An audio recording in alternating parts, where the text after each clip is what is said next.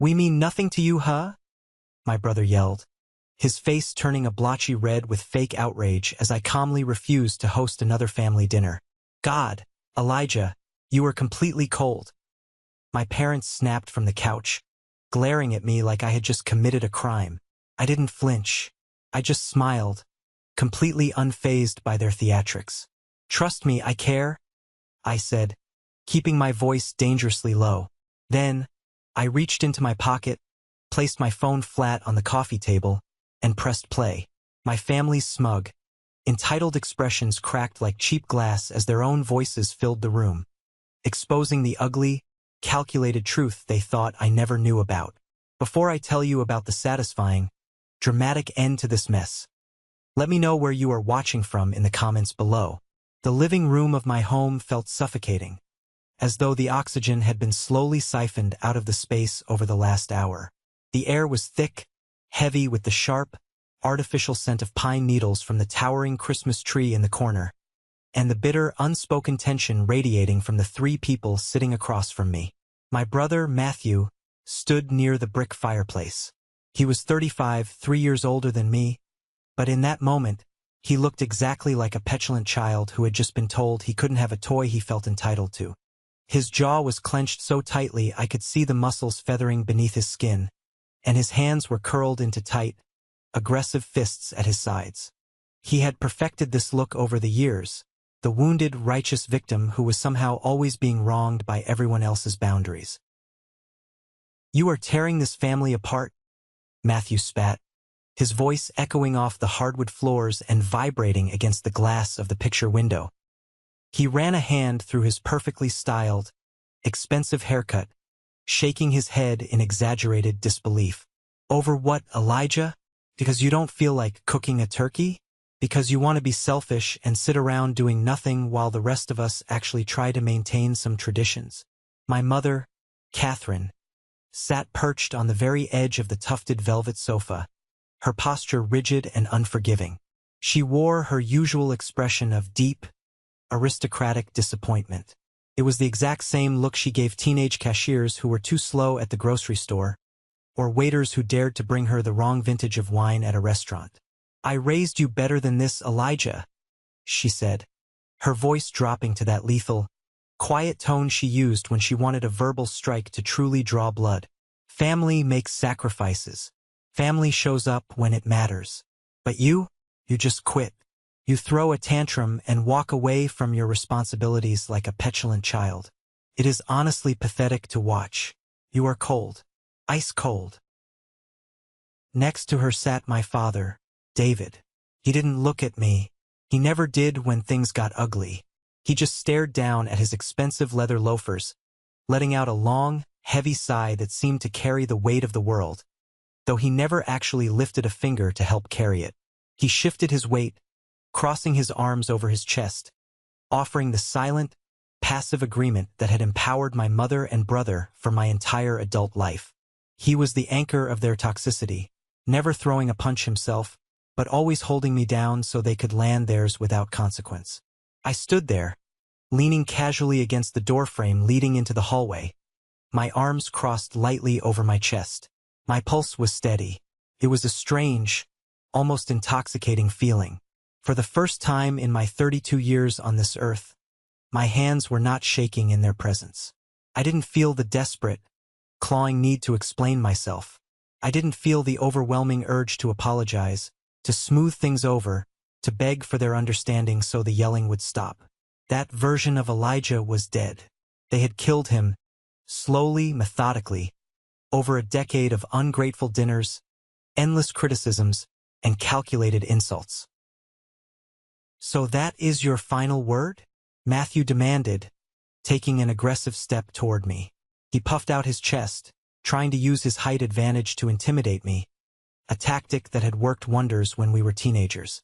You are just going to abandon us on the holidays? You are going to punish your own flesh and blood because you are feeling a little tired from chopping some vegetables? Punish you? I echoed, letting out a short, hollow laugh that didn't reach my eyes. The sound seemed to startle them. Matthew, asking grown adults to figure out how to feed themselves for one night is not a punishment. It is just basic adulthood. Catherine gasped, pressing a hand to her pearl necklace in a display of theatrical shock. Do not speak to your brother that way. He works incredibly hard. He has a very demanding corporate job. You know he does not have the time to organize these elaborate things. You have the house for it. You have the culinary skill. It is your role, Elijah. It is the least you can do. My role, I repeated, tasting the bitter, metallic tang of the words. I looked at the three of them. I looked at the faces of the people who were supposed to love me unconditionally, but who, I had finally realized, only loved what I could provide for them. You think I don't care about this family. You think I am walking away over nothing. You think this is a sudden tantrum. I uncrossed my arms and walked slowly, deliberately, toward the center of the room. I reached into my jacket pocket and pulled out my smartphone. I tapped the screen to wake it up. The room fell utterly silent. Even Matthew stopped his pacing, his eyes narrowing in deep suspicion as he watched my hands. Trust me, I said, locking eyes with my mother, letting her see the absolute void where my affection for her used to reside. I care. I care a lot. In fact, I care so much that I started paying very close attention to exactly how this family operates when you think I am out of earshot. I placed the phone flat on the glass surface of the coffee table, right next to Catherine's untouched cup of tea. I opened an audio file. I hit play. The audio was crystal clear, recorded just 2 weeks prior. It started with the sound of a car door shutting, followed by my mother's unmistakable, sharp, complaining voice. I swear, if he makes that heavy risotto again, I am going to lose my mind. Her recorded voice complained through the small speaker. It is like eating wet cement. In the living room, Catherine's face instantly lost all its color. Her mouth dropped open, a sharp intake of breath hitching in her throat as she recognized her own malicious tone. The recording continued. It was Matthew's voice next, letting out a loud, mocking groan. Just tell him it is dry. Tell him it lacks flavor. You know how desperate he is for your approval, Mom. If you criticize it, he will just try harder next time. And hey, as long as he keeps playing the free caterer, I do not have to dip into my salary to take my clients out. Let him slave over the stove. I need to save up for the new house, and groceries aren't getting any cheaper. Then the final, devastating blow. My father's voice, a careless, low murmur that carried the ultimate betrayal. Just let him do it, Catherine. Keeps him busy. Keeps him quiet. Do not rock the boat if the ride is completely free. I let the recording play out to the very end, letting the silence that followed stretch and expand until it filled every single corner of the room. It was quieter than a funeral in that house. I looked down at them, drinking in the sight of their shattered illusions. Matthew looked like he had been struck by a physical blow to the stomach. His mouth was opening and closing, but no words came out. His face, previously red with anger, was now pale, coated in a thin sheen of absolute shock. Catherine's eyes were darting wildly around the room, panicking, as if looking for an escape route from her own words. She gripped the armrest of the sofa so tightly her knuckles turned completely white. David finally looked up, his eyes wide, his expression a mixture of profound guilt and sheer panic. The power dynamic in the room shattered into a million unrecoverable pieces. The invisible chains they had wrapped around my neck for years simply dissolved into thin air. I picked up my phone, slipped it back into my pocket, and looked at the people who shared my blood. If they wanted to know why I had become so cold, if they wanted to understand how we got to this exact moment of total destruction, they needed to remember where it all started. Because this explosion was not sudden. It was a slow burn, a fuse that had been lit 10 long, exhausting years ago. 10 years ago, my life looked vastly different. I was 22 years old, fresh out of culinary school, full of naive optimism, and incredibly eager to prove myself to the world. But mostly, I wanted to prove myself to my family. I had just scraped together enough money for the down payment on my first home, a small, charming little place nestled in the mountains of Asheville. It was definitely not a mansion, but it had beautiful, original hardwood floors that I had sanded and refinished with my own 2 hands, and a dining room just large enough to fit a proper table for a gathering. That year, I excitedly volunteered to host Thanksgiving. I wanted to show my parents that I was doing well, that I was an adult capable of taking care of them for once. I wanted to give them a space to relax. I spent an entire week planning the menu down to the smallest detail. I woke up before dawn to brine the massive turkey in apple cider and peppercorns. I drove to 3 different farmers markets across town to find the absolute freshest herbs and heirloom vegetables.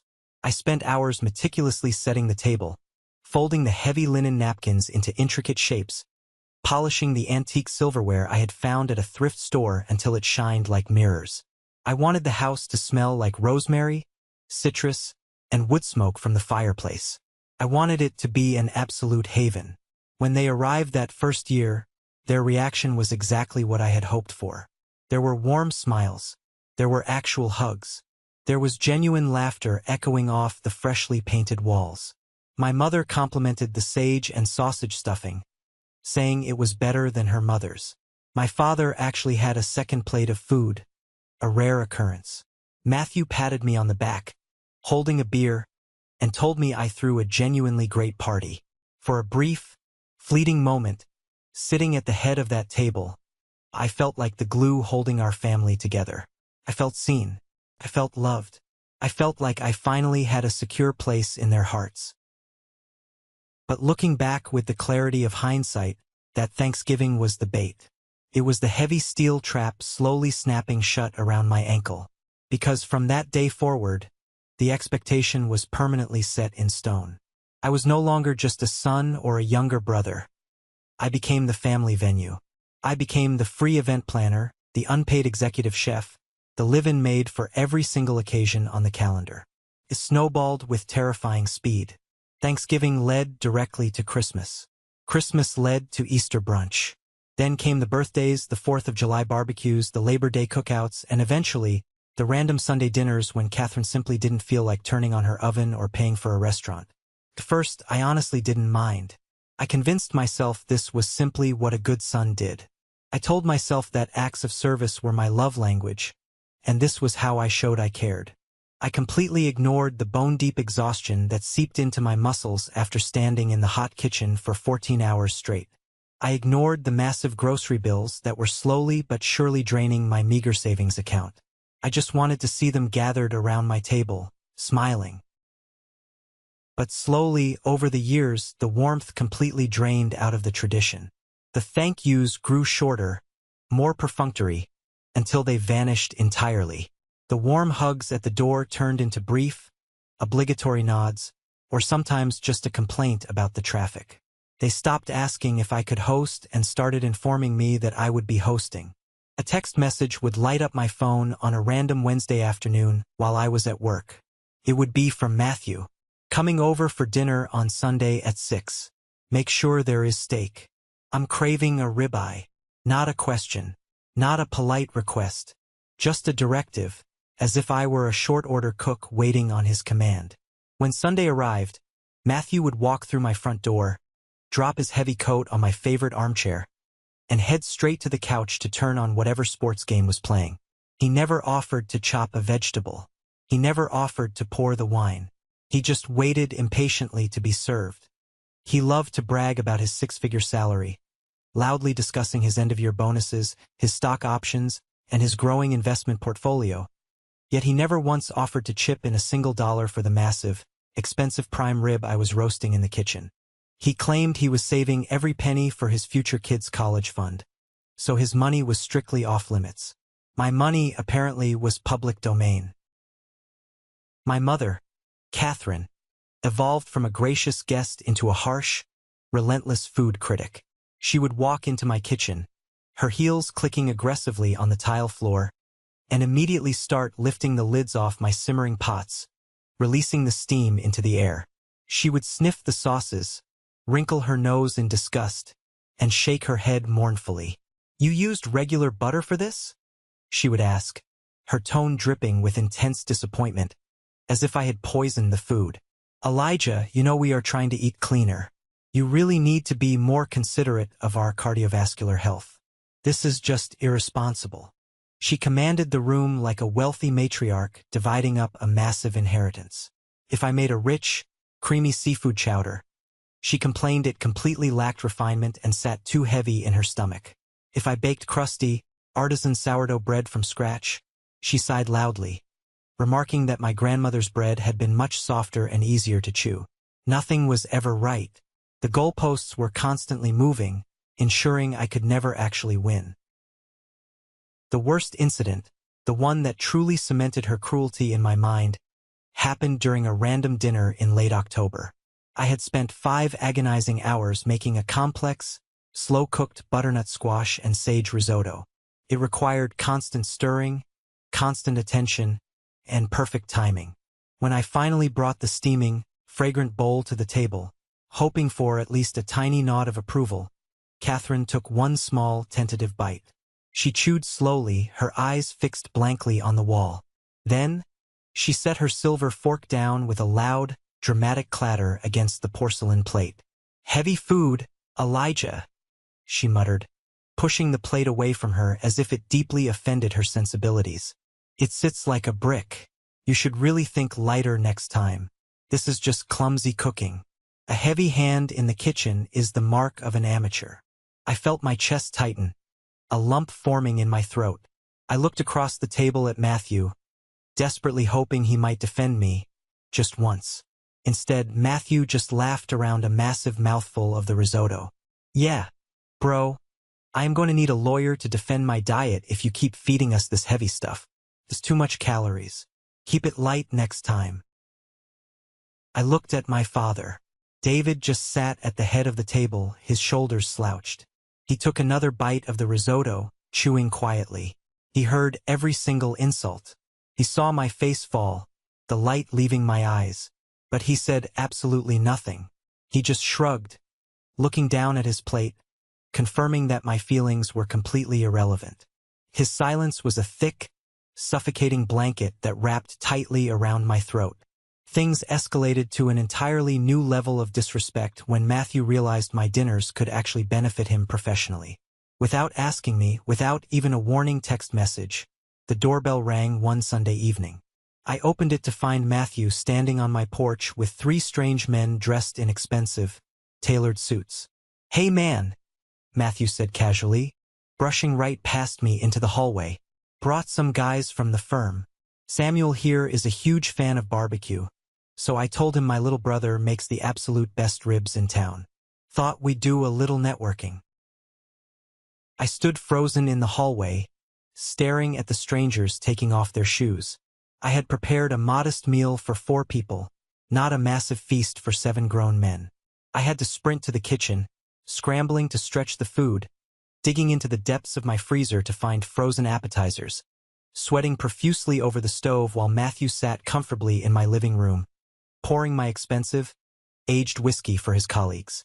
He used my home, my intense labor, and my money to impress his boss in hopes of securing a massive promotion and a salary bump. He didn't introduce me as the homeowner or the chef who was feeding them. He introduced me with a dismissive wave of his hand, like I was the hired help, the catering staff. And the uninvited guests never apologized for the intrusion. They just ate my food, drank half a bottle of my liquor, talked loudly about their golf swings, and left my house a total, disastrous mess.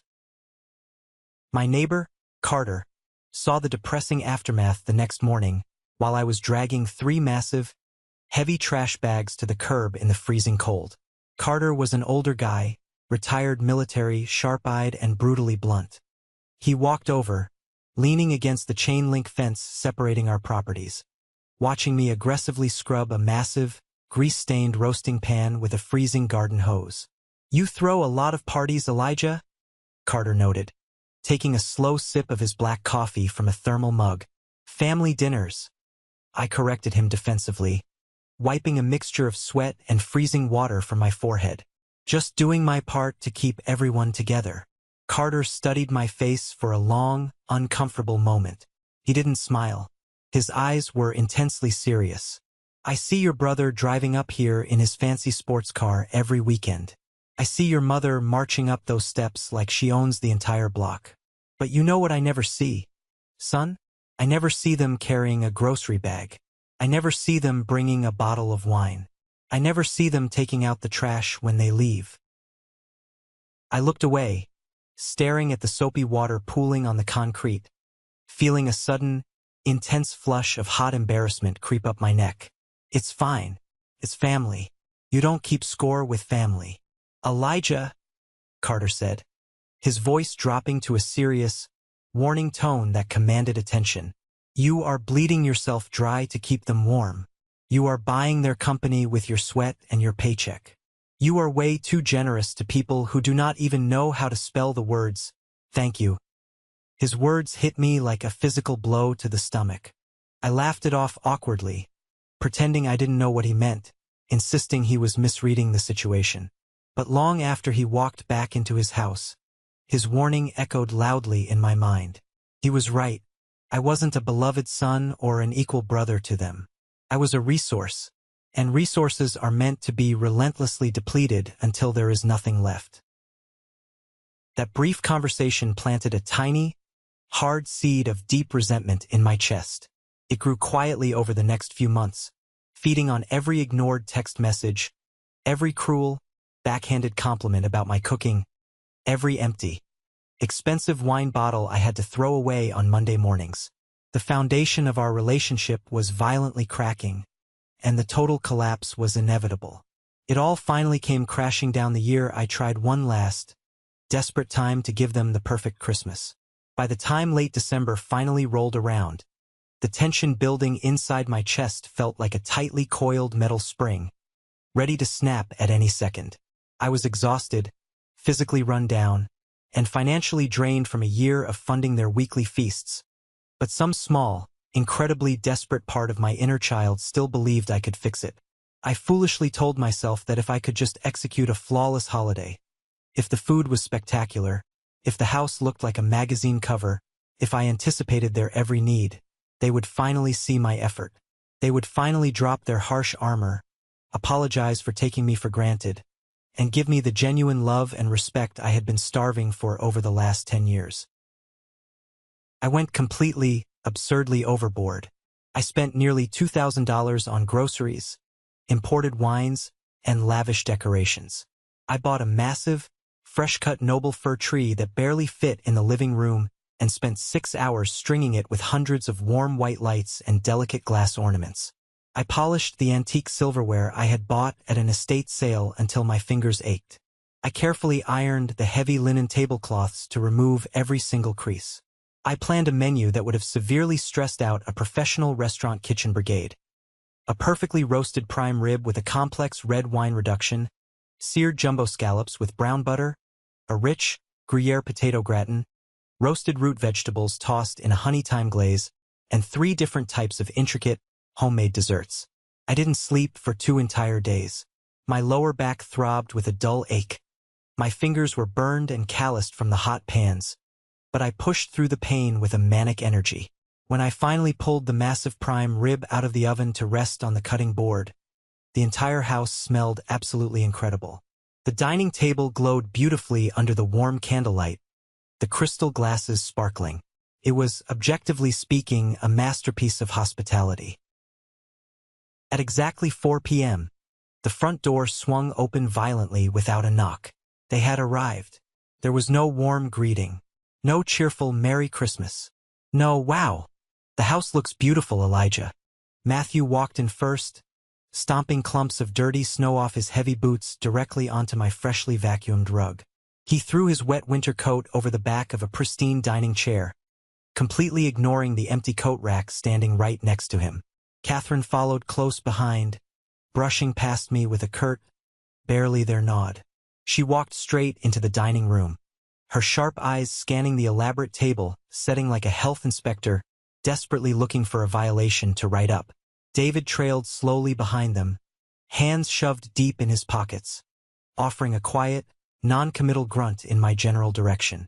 "Did you turn the heat down in here?" Catherine asked immediately, wrapping her expensive cashmere cardigan tighter around her shoulders and shivering dramatically. It feels like a literal refrigerator in here. Elijah, we are all going to catch pneumonia before the appetizers are even served.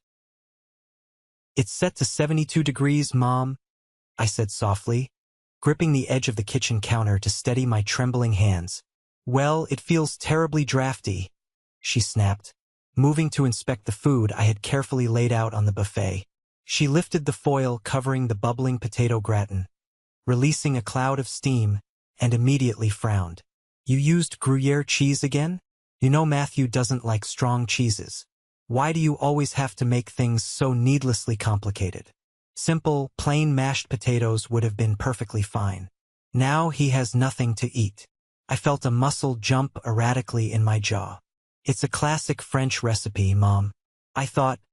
You thought wrong, she interrupted sharply, dropping the foil back down with a crinkle. She sighed heavily, a sound of profound martyrdom. I suppose we will just have to make do. As always, we will survive. I retreated into the kitchen, my hands shaking violently with a confusing mixture of deep rage and profound, crushing sadness. I poured myself a glass of ice water, gripping the cold glass, desperately trying to steady my breathing before I lost control. It was happening again. The exact same cycle. No matter what I did, no matter how much money I spent or how much I physically bled for them, it was never, ever enough. 10 excruciating minutes later, I called everyone to the table. We sat down. The silence was thick and oppressive, broken only by the clinking of heavy silverware against porcelain plates. Matthew loaded his plate, taking massive, greedy portions of the prime rib and completely ignoring the carefully roasted vegetables. He didn't speak to me. Instead, he pulled out his smartphone and started texting rapidly under the table, laughing quietly to himself at whatever was on his screen. Matthew, please put the phone away, I said, trying to keep my voice even and calm. It's Christmas dinner. Can we just be present for an hour? Matthew rolled his eyes dramatically, tossing the phone onto the linen tablecloth with a thud. Relax, Elijah. It's just Dylan. He was asking how the royal banquet was going and if I survived the appetizers. Dylan was a guy I had known since my freshman year of college. We weren't absolute best friends, but we hung out occasionally, grabbing beers after work. I had invited him over for drinks later that evening. Oh, Catherine chimed in, suddenly interested, taking a tiny, delicate bite of the prime rib. And what exactly did you tell him? Matthew let out a short, incredibly cruel laugh. I told him the food was decent, but the atmosphere was as tense as a messy divorce settlement. Honestly, Elijah, you always look so stressed out and miserable when you host. It ruins the vibe for everyone else. You need to lighten up and stop taking yourself so seriously. I stared at him, my vision actually blurring slightly at the edges. I look stressed because I have been cooking for 2 days straight, entirely alone, while you walk in here and do absolutely nothing but complain. Matthew scoffed loudly, waving his fork at me. Hey, nobody asked you to go crazy, man. You chose to make all this fancy crap to show off. Do not sit there and play the bleeding martyr just because you won a medal for boiling some potatoes. My father finally cleared his throat, staring fixedly at his water glass, desperate to avoid eye contact. Boys, let's just eat. Don't start this tonight. Not on Christmas. The rest of the dinner was a horrifying blur of passive-aggressive comments, subtle digs, and suffocating tension. I barely touched my own food. The expensive prime rib tasted like dry ash in my mouth. Then came the final blow, the moment that cleanly snapped the camel's back, breaking 10 years of conditioning in a single instant. It was time for dessert. I stood up, taking a deep breath, ready to go to the kitchen to bring out the delicate chocolate tarts and the complex, homemade pear galette I had spent 3 meticulous hours assembling that morning. Before I could take a step, Matthew stood up from his chair. Hold on, I got this, he said, an incredibly smug, victorious grin spreading across his face. He walked confidently into my kitchen. I heard the refrigerator door open and close. He walked back into the dining room holding a bright orange, cheap plastic container. It was a store-bought, mass-produced pumpkin pie. The kind you buy at the discount supermarket for $5. It looked rubbery and sad. He set it right in the dead center of the table, pushing aside the crystal candle holders to make room. "What is that?" I asked, my voice barely a raspy whisper. "Insurance," Matthew said brightly, pulling off the plastic lid with a loud pop. "Dylan actually texted me earlier today," he said. "Knowing your brother, he'll make some weird, complicated dessert nobody likes. Let me drop off a real pie so you guys actually have something good to eat." So, he left this on the porch for me an hour before we got here. My own friend, Dylan. He had colluded with Matthew, my main tormentor, to humiliate me in my own home on Christmas Day. Catherine let out a genuine, delighted laugh, clapping her hands together softly. "Oh, thank goodness," she said, eagerly reaching for a cake knife. "I was honestly dreading whatever heavy, overly sweet pastry you had planned. Elijah, this looks wonderful, so traditional, so simple." David chuckled, a low, rumbling sound of complete agreement. He actually smiled as he looked at the cheap pie. I looked at the artificial, glowing orange pie sitting on my antique linen tablecloth. I looked at my mother's eager, greedy face. I looked at my father's approving, relaxed smile. I looked at Matthew, who was staring directly at me with a look of absolute, victorious defiance, reveling in his ability to crush me. Something inside my chest finally gave way. It wasn't a loud, dramatic explosion. It was a quiet, clean, irreversible break.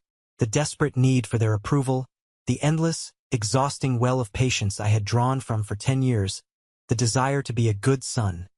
It all evaporated into the air in a single, defining second. I felt a cold, absolute clarity wash over my brain, sharp and incredibly focusing. I didn't yell. I didn't cry. I didn't throw anything. I slowly reached behind my back and untied the knot of my apron. I pulled it over my head, folded it neatly, and placed it on the back of my chair. "Elijah?" Catherine asked, pausing with the pie knife hovering in the air, sensing the sudden, dangerous shift in the atmosphere. "What are you doing?" I didn't answer her. I turned my back to the table, walked out of the dining room, and stepped into the living room. I walked straight over to the massive, glowing Christmas tree I had spent hours decorating. I reached down to the wall outlet, grabbed the thick green cord, and violently yanked it out of the socket. The hundreds of lights died instantly, plunging that side of the room into dark, heavy shadows. In the dining room, forks paused in midair. The silence was absolute, deafening. I walked back to the doorway. I looked at the three of them sitting at my carefully curated table, eating the food I bought with my hard-earned salary, sitting in the house I paid the mortgage for. "I am done," I said. My voice was eerily calm. It didn't shake. It carried the chilling weight of absolute finality. "I am absolutely, completely done. I am never hosting another holiday. I am never cooking another meal for you. Not for Thanksgiving, not for Christmas, not for a random Sunday. Ever again." Matthew blinked rapidly, his smugness faltering for a fraction of a second as he realized I wasn't joking. "Bro, are you seriously throwing a massive fit over a cheap pie? Grow up." "It's not about the pie, Matthew," I said, locking eyes with him, letting him see the utter contempt I now held for him. "It is about the fact that you are a parasite. All three of you are parasites." Catherine gasped loudly, dropping the knife. It clattered sharply against the table. "How dare you speak to us that way? I am your mother. Get out of my house," I said smoothly, my voice devoid of any emotion.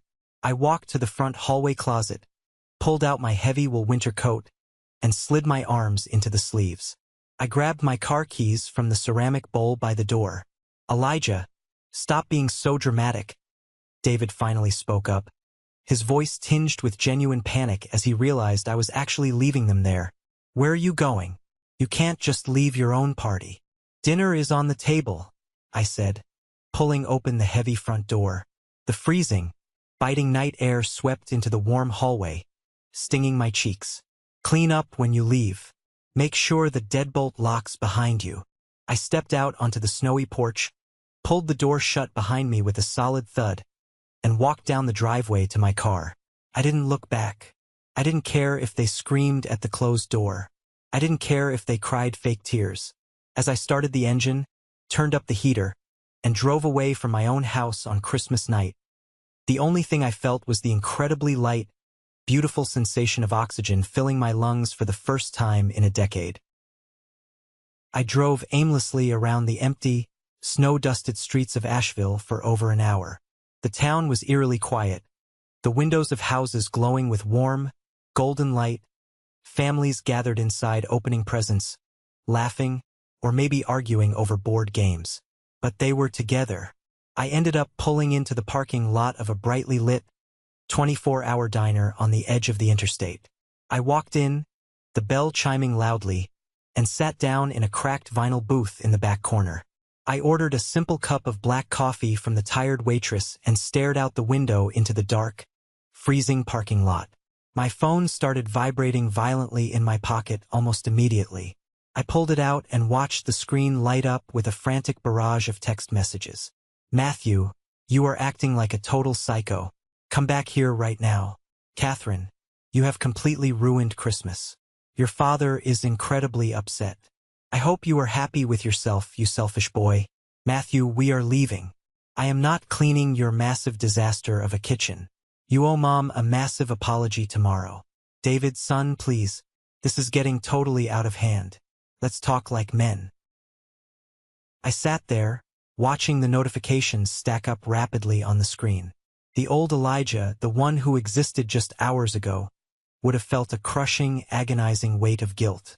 He would have paid the diner tab, rushed home in a panic, scrubbed the kitchen spotless while crying, and sent a long, groveling apology text by morning, begging for forgiveness he didn't even need.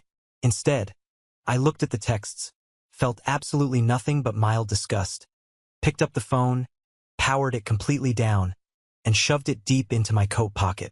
I took a slow sip of the bitter, burnt diner coffee. It honestly tasted better than the expensive prime rib I had slaved over.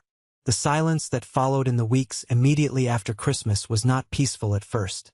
It was loud, heavy, and pregnant with tension. It was a standoff. My family was waiting for me to crack. They were holding their breath, waiting for the inevitable apology, the desperate plea for reconciliation. January passed by in a blur of freezing rain. February arrived with gray skies. I didn't reach out once. I ignored their occasional passive-aggressive text messages completely. I didn't block their numbers. I just let their words sit unread on my screen, effectively stripping them of all their manipulative power.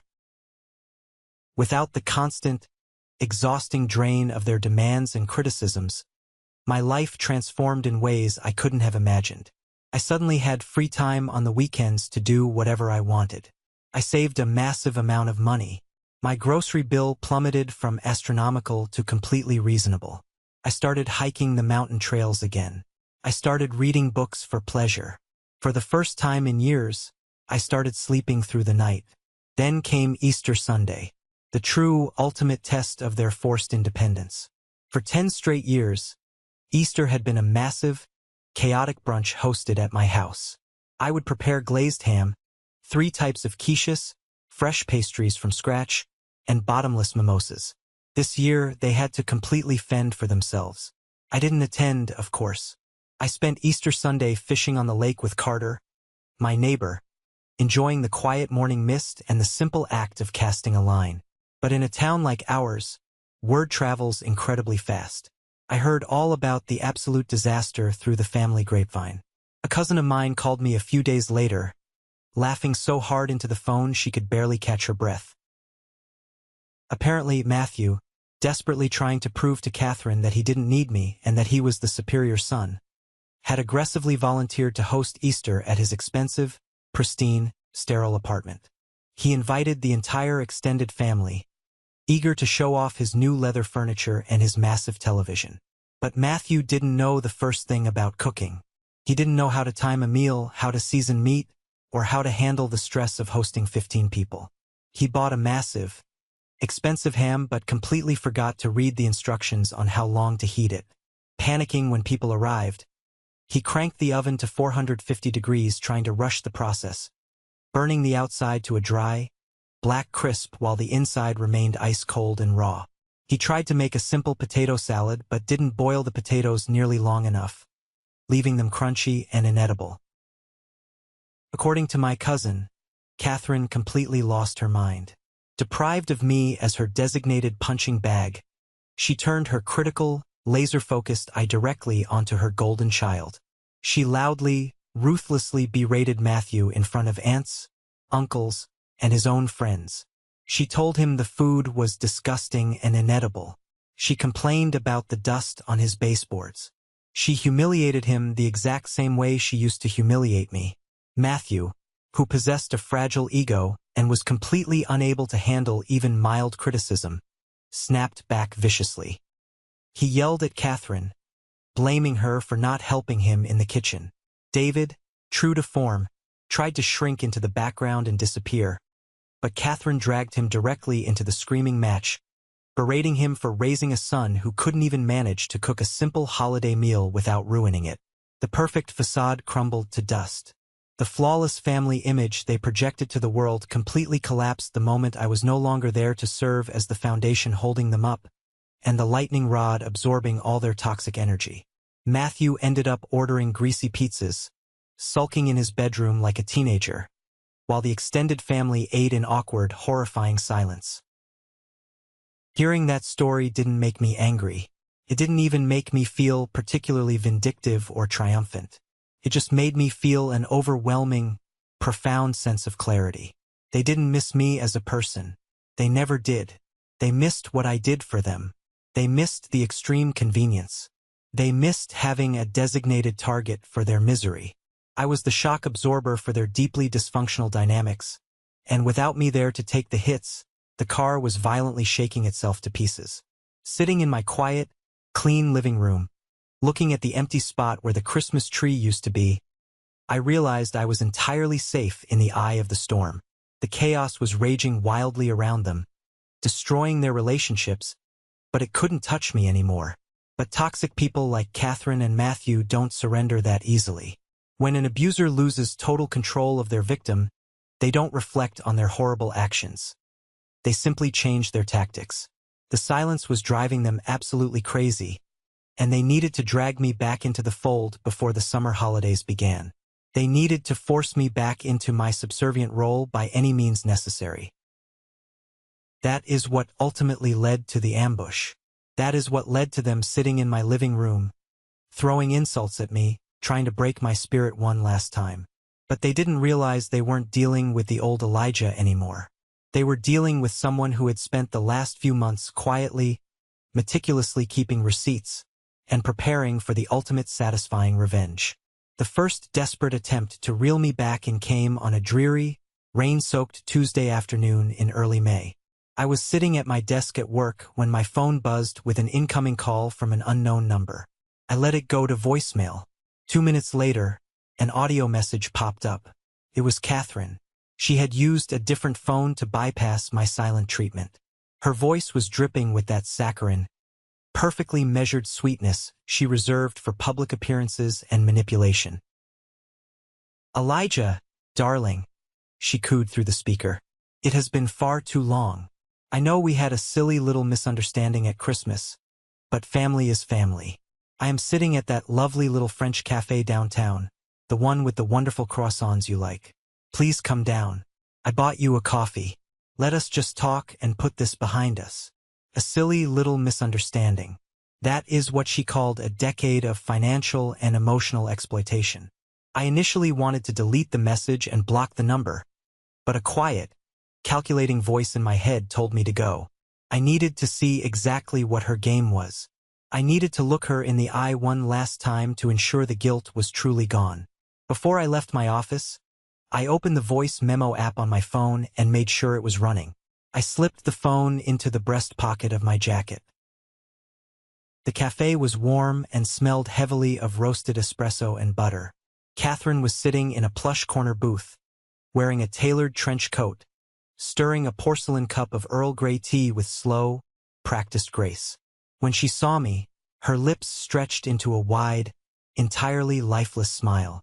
"Oh, sweet boy," she said, reaching across the small marble table to pat my hand. I pulled my hand back before she could make contact. Her smile faltered, her eyes flashing with a brief spark of irritation before she smoothed her features back into a mask of maternal concern. "Cut the act, Mom," I said, keeping my voice low and steady as I sat across from her. "What do you want? I have a job to get back to." She sighed, a dramatic, breathy sound. "You are so defensive, Elijah. You are acting like a bitter ex-husband in a messy divorce over a few burnt potatoes. It is beneath you. I asked you here because I want to extend an olive branch. Summer is approaching. We have the 4th of July coming up, and your father's birthday is in August. The family needs to gather." "And you need a caterer," I replied bluntly. "I need my son," she countered, leaning forward. "Elijah, you have had your little break. You threw your tantrum and we gave you space. But you have to understand that family means sacrifice. You have a beautiful house. You have a gift for cooking. God gave you that talent so you could serve your loved ones. Refusing to use it is just selfish. Do you really want to be remembered as the son who abandoned his parents?" I stared at her, feeling a cold knot of absolute disgust tighten in my stomach. She truly believed her own lies. She believed I existed solely to be consumed by her and Matthew. "I sacrificed for 10 years, I said, my voice barely above a whisper. "I cooked, I cleaned, I paid for everything. And all I got in return were insults and uninvited guests. I am not hosting anymore. You can hire a caterer with that massive inheritance you always brag about getting from Grandpa." Catherine's eyes narrowed into tiny, furious slits. The motherly facade dropped completely, revealing the venomous predator underneath. "You ungrateful little brat," she hissed, her voice trembling with genuine rage. "You think you are so special because you can roast a piece of meat? You are nothing without this family. You have no wife, no kids, nothing but an empty house. We gave you a purpose. If you walk away from us, you will die completely alone, and nobody will even notice. Do not think you can punish us and get away with it." I didn't argue. I didn't raise my voice. I simply stood up, looked down at her contorted face, and walked out of the cafe into the rain. I had exactly what I needed. The audio file was safely saved on my phone. I thought that would be the end of it. I thought my refusal would finally force them to back off. But narcissists do not accept defeat. They simply escalate. 2 days later, I pulled into my driveway after a long day at the office. The moment my headlights swept across the front of my house, my heart stopped. Matthew's expensive luxury sedan was parked crookedly on the curb. My parents' SUV was jammed into my driveway. The front door of my house was slightly ajar. Panic flared in my chest. I threw my car into park, grabbed my briefcase, and rushed up the porch steps. I had given my father a spare key 5 years ago for emergencies. They had used it to break into my sanctuary. I pushed the door open. That brings us right back to the moment I described at the very beginning of this story. Matthew standing by the fireplace, screaming about me tearing the family apart. Catherine sitting on my velvet couch, calling me cold and pathetic. David staring at his shoes. They had ambushed me in my own home, thinking they could corner me and bully me into submission. But I was ready. I walked into the center of the room, pulled my phone from my pocket, and played the audio recording from Christmas. The one where Catherine insulted the food, Matthew bragged about saving his salary, and David told them to use me. As the recording played, their faces drained of blood. Matthew's jaw went slack. Catherine clutched her pearl necklace, her eyes wide with absolute horror. They thought the recording was the worst thing I had in my arsenal. They thought being exposed for their cruel words was the climax of my revenge. But I wasn't finished. When the audio ended, the silence in the living room was deafening. I calmly put my phone away. Then, I unlatched my leather briefcase and pulled out a thick, manila folder. I tossed it onto the glass coffee table. It landed with a heavy, satisfying smack right in front of Matthew. "What is that?" Matthew stammered, his voice suddenly lacking all its previous bravado. That, I said, pointing at the folder, is a detailed compilation of receipts, dates, and photographic evidence. You see, Matthew, after Christmas, I had a lot of free time. So I started thinking about all those Sunday dinners. I started thinking about all those expensive cuts of meat and bottles of wine I bought to feed your random colleagues and clients. And then I made a phone call to Samuel, that guy you brought over last October. Matthew's face turned an ashen, sickly gray. He took a stumbling step backward, his eyes glued to the folder. It turns out, I continued, my voice ringing clear and loud in the silent room, that you have been submitting expense reports to your corporate accounting department for every single one of those dinners. You were claiming you took these clients out to high-end steakhouses. You forged restaurant receipts and pocketed the massive reimbursements from your company. You literally stole thousands of dollars from your employer, using the food I bought and cooked with my own salary as your free cover. Catherine gasped, turning to stare at her golden child. Matthew? What is he talking about? It gets better, Mom, I said, not taking my eyes off my brother's terrified face. He didn't just use that stolen money for his new house. While he was sitting at my table, eating the food he complained about, he was padding his bank account with corporate fraud. And I have every text message, every date, and a signed statement from Samuel confirming he was eating at a private residence, not a restaurant. Matthew looked like he was going to vomit. His hands were shaking uncontrollably. Elijah, please, he whispered, all the arrogance completely stripped away. That is corporate fraud. If the company lawyers see that, if they fire me, I will lose everything. My house, my stock options, everything. You should have thought about that before you called me a parasite in my own home, I said coldly. I looked at my parents.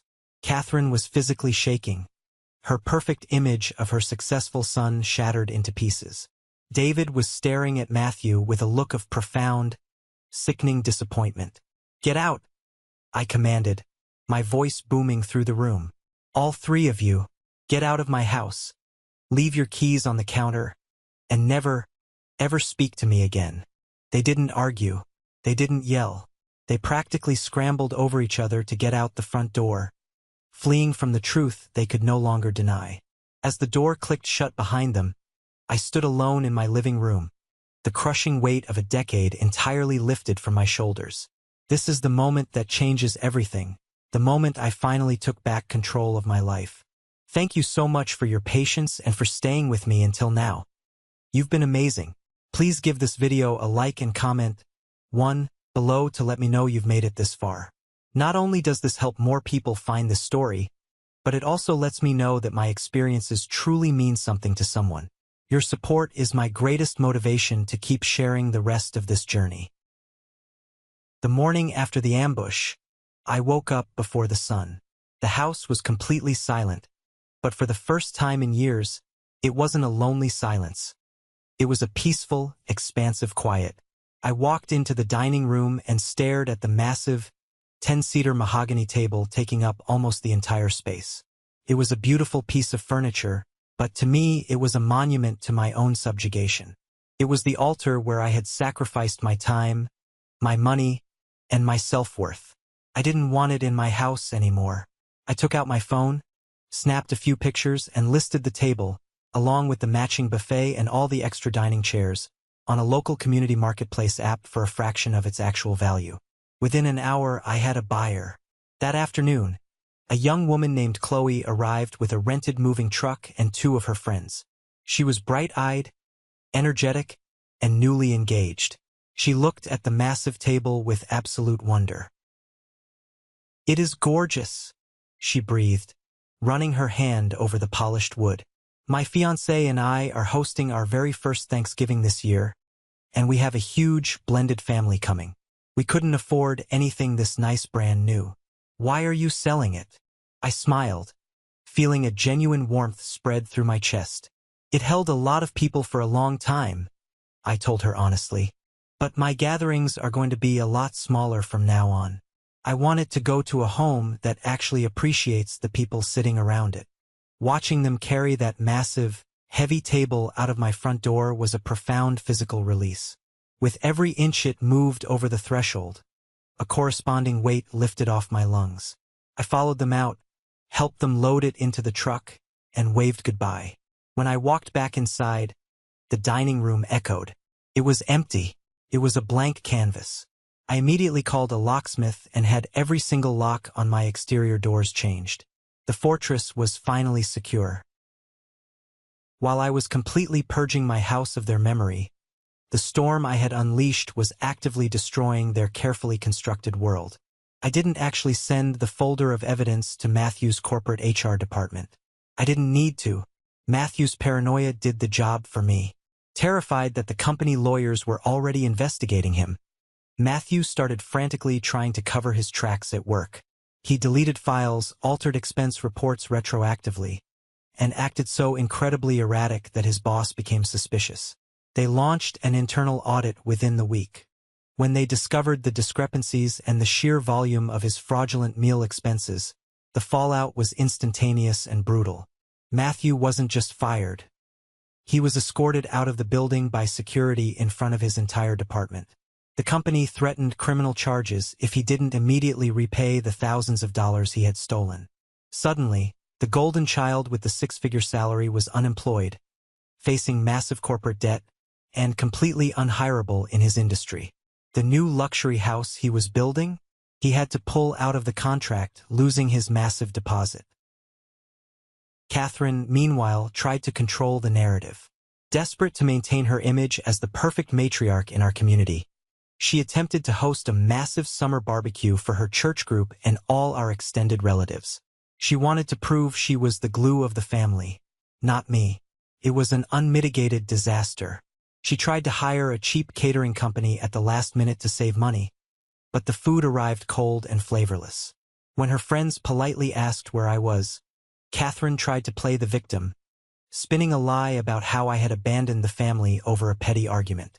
But the truth is a stubborn thing. Carter, my blunt, observant neighbor, happened to be at that barbecue. He didn't yell and he didn't make a scene. He just sat on a lawn chair, sipping a beer, and loudly recounted the exact conversation he had with me about my family treating me like an unpaid servant. He told everyone how they never lifted a finger, how they complained about free food, and how Matthew had been using my house for his corporate scam. The gossip spread like wildfire. In a community that values hard work and family loyalty, exploiting your own son for free labor and corporate fraud was the ultimate social sin. Catherine and David found themselves suddenly isolated. The phone stopped ringing. The invitations to dinner parties completely dried up. When Catherine walked through the grocery store, people avoided eye contact and whispered behind her back. The social humiliation was a punishment far worse than anything I could have ever inflicted on her myself. She worshipped status, and her status was entirely obliterated. The heavy, crushing judgment of the community had finally fallen squarely on the people who deserved it. 6 months passed. The blazing heat of summer faded into the crisp, beautiful chill of autumn. The leaves in the Asheville Mountains turned brilliant shades of gold and crimson. My life had settled into a rhythm so peaceful and fulfilling, it almost felt like a dream. I had replaced the massive dining table with a small, beautiful round oak table that comfortably seated 4 people. It sat directly in the center of the room under a warm pendant light. On a chilly Friday evening in November, that small table was perfectly set. The air smelled of roasting garlic, fresh thyme, and baking bread. I was hosting dinner, but this time it was entirely on my own terms. Carter sat to my right, laughing heartily as he poured a deep red wine into our glasses. Chloe, the young woman who had bought my old table, sat across from me with her new husband. We had kept in touch after the sale, bonding over our shared love of cooking. The dinner was simple, a rustic chicken stew with root vegetables and a crusty baguette, but it was prepared with absolute joy. There were no complaints about the food being too heavy. There were no passive-aggressive sighs. There were no uninvited guests crashing the evening. There was just genuine conversation, loud laughter, and a deep, abiding respect for the effort I had put into the meal. As I looked around that small table, Listening to the clinking of glasses and the warmth of real friendship, I realized that my home finally reflected who I was.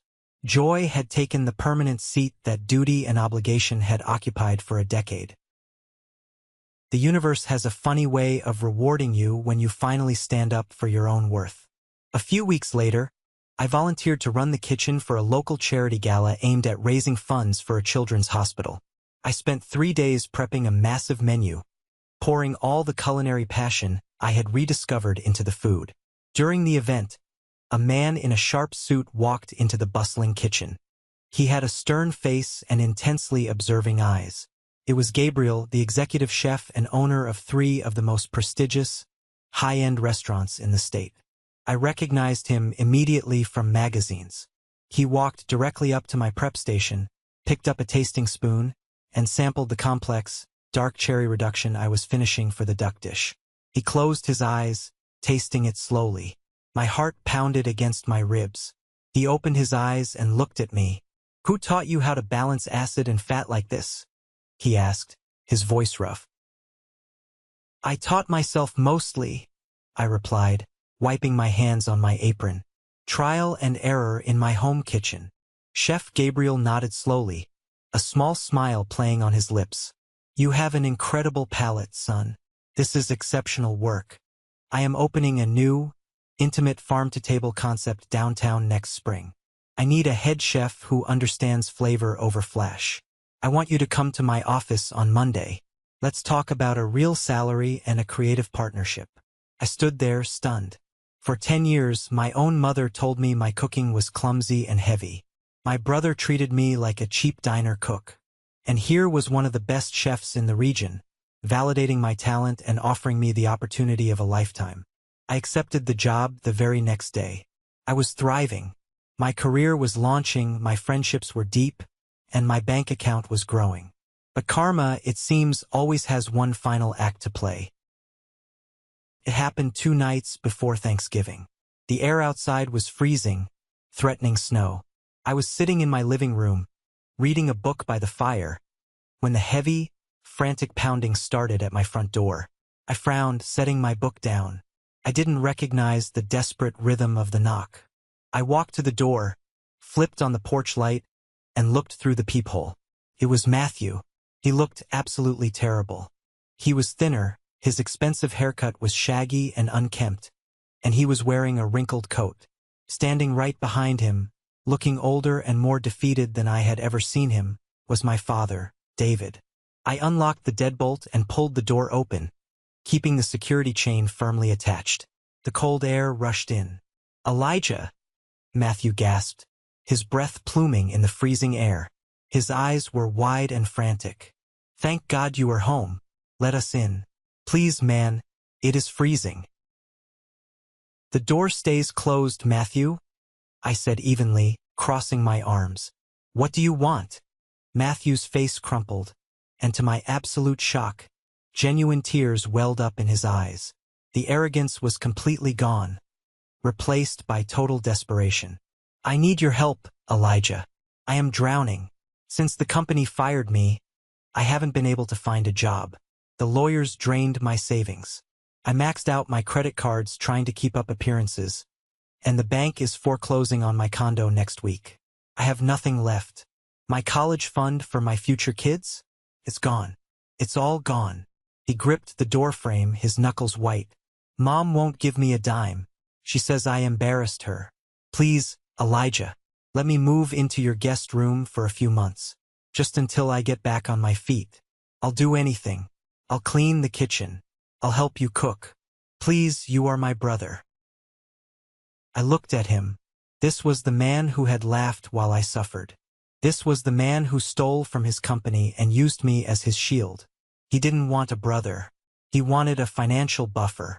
He wanted a free hotel. Before I could answer, David stepped forward. He looked down at his shoes just like he always did, but then he slowly raised his head and looked me directly in the eye. "Elijah," my father said, his voice cracking with emotion. "I am sorry. I am so incredibly sorry. I sat there for 10 years and let them treat you like dirt because I was too much of a coward to stop it. I see that now. I see what we lost. Please, son, Help your brother. Be the bigger person. Do it for me. Hearing my father finally apologize, hearing him actually acknowledge his cowardice and the pain he allowed, sent a strange ripple through my chest. 10 years ago, an apology from David would have meant the world to me. It would have healed wounds and changed the course of my life.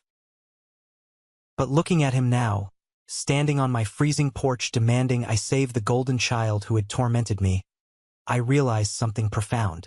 An apology without changed behavior is just manipulation. He wasn't apologizing to heal my pain. He was apologizing to use me one last time to fix Matthew's mess, so he wouldn't have to deal with it himself. I appreciate the apology, Dad, I said, my voice incredibly calm. I really do, but it is 10 years too late. I looked back at Matthew, whose tears were spilling down his cheeks. You told me once that asking you to help around the house was a punishment, I said softly, locking eyes with my brother. Consider this your basic adulthood. Figure it out. I didn't wait for him to scream or beg. I firmly shut the heavy wooden door, the click of the latch echoing loudly in the quiet house. I slid the deadbolt securely into place. I stood there for a moment, listening to Matthew sob on the porch, listening to David's heavy footsteps walking away. I didn't feel guilty. I didn't feel cruel. I felt an absolute, unshakable peace. I turned off the porch light, walked back into my warm living room, and sat down by the fire to finish my book. A few weeks later, I stood alone by the edge of the French Broad River. The sun was dipping low over the mountains, painting the moving water in brilliant, fiery shades of gold and deep purple. The winter breeze was sharp, but my heavy coat kept me warm. I watched the water rush past the smooth stones, completely untethered, completely free. That was exactly how my chest felt. For the majority of my life, I believed a dangerous lie. I believed that family was a blood contract you could never break, no matter how much it damaged you. I believed that if I just loved them hard enough, if I sacrificed enough of my own happiness, I could eventually buy their respect. I spent a decade setting myself entirely on fire just to keep them warm, and they complained about the smell of the smoke. But walking away from that dining room table taught me the most valuable lesson of my life. Family is not defined by the people who share your last name, or the people who demand your loyalty because of a biological accident. True family is defined by the people who honor your boundaries. It is defined by the people who sit at your table and say, "Thank you," instead of "What's next?" Leaving a toxic environment does not make you cold. It does not make you selfish. Cutting off access to your energy when it is constantly abused is the ultimate act of self-respect. I had to become the villain in their heavily fabricated story so that I could finally become the hero in my own real life. And standing there by the river, breathing in the crisp air, I knew with absolute certainty that I would never, ever go back to the dark. Thank you for sticking around and listening to my story. I know it was a long journey, but it is one I needed to share. I hope this resonated with you in some way, especially if you are currently pouring your heart into people who take you for granted. Have you ever found yourself in a similar situation, giving everything you have to family members who never appreciate it? How did you finally draw the line? I would love to read your experiences down in the comments. And finally, for the amazing people who made it all the way to the very end of this video, I have a special request for you. I want to see who the real ones are. Go down to the comments right now and just drop the letter W. W stands for winner. It is the secret code for the 1% Club, the incredible group of you who have the attention span and the empathy to listen to a full story and truly connect. When I see that W, I will know exactly who you are, and I will know that you are a winner in your own life, taking back your own power. If my story helped you feel a little less alone today, please hit that like button, and don't forget to follow or subscribe so we can keep sharing these journeys together.